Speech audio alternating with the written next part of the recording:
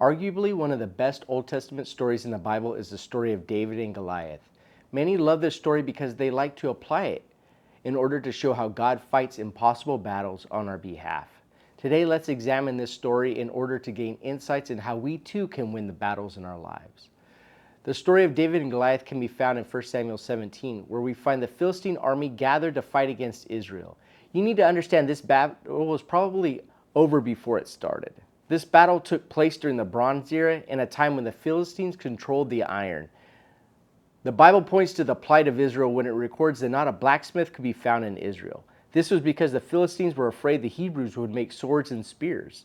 Because of this, there wasn't any sword among the army with the exception of Jonathan and King Saul. What was happening here is what is common in that day is that in order to avoid excessive bloodshed, armies would put forth their best warrior, and the side who won would be considered the winner of the battle. The Philistines agreeing to this, it would have seemed like Israel would have been given a fighting chance. After all, they had some armor, and all they needed to do was fight one man, not an entire advanced army. However, in addition to having superior weaponry, the Philistines also had a secret weapon, a giant. This giant could stand before them at 9 foot 9 inches tall, wearing armor weighing roughly 125 pounds and having a spear whose tip alone weighed 15 pounds. Then, to add even more protection, he had a shield which he could hide his entire body behind.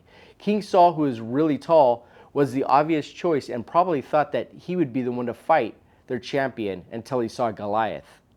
When David came on the scene, he clearly had a different reaction than the rest. He was bewildered why the giant was still standing there day after day. After all, Israel had God on their side.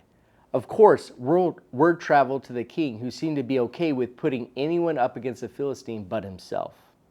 After rejecting any form of protection from Saul's armor, he advances against the giant.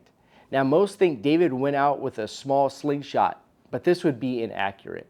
The slings they used were highly effective with accuracy comparable to a bow and arrow, with some able to hurl rocks over 400 yards. Nevertheless, the odds were stacked against David, as the Philistine had developed his skills over years in war, and David had zero battle experience. David was undeterred and ran to the battle line and confidently told the Philistine that he would win because he had God on his side. As he attacked, he hit the giant in probably the only vulnerable part on the whole giant's body, which was his forehead. After stunning or killing the giant with the stone, he quickly cut off the head and the Philistines fled. What spiritual insight can be gained from this story? The truth is that we all have giants in our lives, but unfortunately, some of us never defeat them. How can we gain the victory? First, you need to know the battle belongs to the Lord. The Israel army was looking for their own abilities, and if they would have gone into battle, they would have died. Even so, many of us throw up a quick prayer and they go to try to fight our battles on our own strength. The truth is that the battle belongs to the Lord and must be fought in His strength. Secondly, the battle is not fought by armor of man. Saul tried to put David in his own armor, but it was the Lord's protection that he needed. We need to trust and put on God's spiritual armor found in Ephesians 6 and bathe ourselves in prayer. Thirdly, we have to step out in faith. Some never even make it to the front lines because they believe that they are going to lose. David saw the battle as a reflected reality, with God as his present help. The Israel army saw only the physical realm and fled.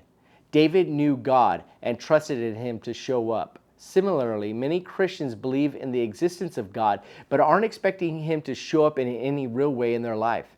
Because of their lack of faith, their situations never change. So I encourage you, look to God to win the battle, put on His armor, and step out in faith today.